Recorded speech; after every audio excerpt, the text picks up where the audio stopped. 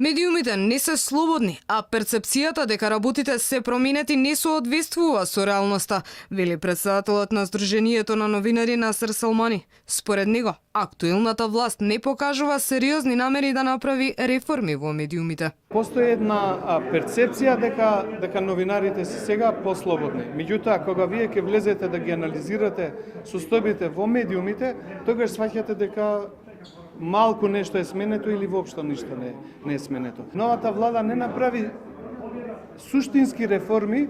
Прво, да се смени кај нив, да се смени свеста. Салмани додава, владата и политичарите треба конечно да сватат дека медиумите не се пропагандна машинерија.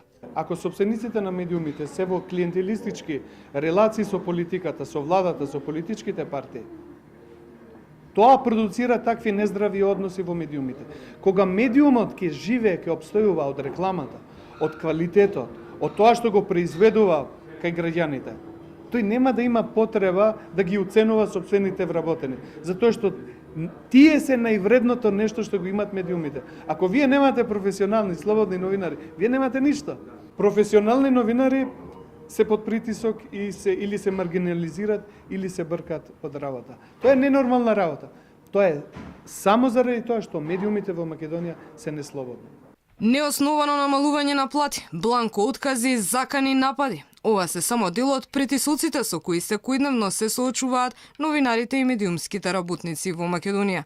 Меѓународните извештаи во однос на медиумската слобода покажуваат дека Македонија е најлошо рангирана во однос на земјите од регионот.